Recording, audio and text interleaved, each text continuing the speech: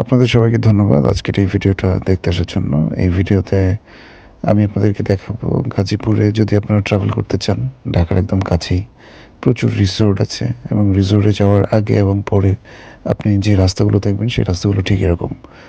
দুপাশে হচ্ছে আপনার ঘন জঙ্গল, যেটাকে আমরা বলি ভাওয়াল জাতীয় গড়। এটা কিন্তু সুন্দরবনের পরে বাংলাদেশের সবচেয়ে বড় বন। অনেক বিস্তৃত, এটা গাজীপুর এবং টাঙ্গাইল দুটো জেলা নিয়েই আসলে বিস্তৃত আছে। ময়মনসিংহ থেকে গাজীপুরের যে পথটুকু, সেই পথে যদি আপনি যেতে চান তাহলে দেখতে পারবেন ওই মূল পথ থেকে পোড়াবাড়ি বাজার দিয়ে এটি আরেকটা রাস্তা, যে রাস্তাটা রাজনীপুর ক্যান্টনমেন্ট এবং গাজীপুর ক্যান্টনমেন্টের ঠিক মাঝামাঝি চতর এরিয়া পর্যন্ত গিয়েছে। এই রাস্তাটাও খুবই চমৎকার একটি রাস্তা। আপনারা এই রাস্তায় যদি কখনো আসেন, খুবই চমৎকার এবং সিকিওর। আপনারা যদি মনে করেন সেফটির কোনো ইস্যু আছে কিনা, না সেফটির কোনো ইস্যু নেই, তবে খুব গভীর রাতের আসলে সেফটি তো সেটা আপনি একদম ঢাকার মধ্যে পাবেন না, তাই না?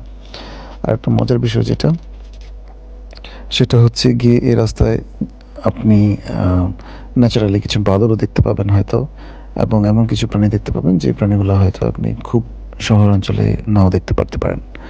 তো এই রাস্তাটা চলে গেছে আপনার চতর পর্যন্ত। আমি পোড়াবাড়ি দিয়ে ঢুকেছিলাম ময়মনসিংহ থেকে ফেরার পথে। এখন যে জায়গাটা দেখছেন এটা হচ্ছে ওই রাস্তারই আরেকটা পার্ট। ওই রাস্তার থেকে আরেকটা সাব রাস্তায় চলে আসলে এরকম দু জায়গায় একদম বিলের মাঝখান দিয়ে একটি রাস্তা চলে গেছে। খুবই খুবই চমৎকার একটি রাস্তা।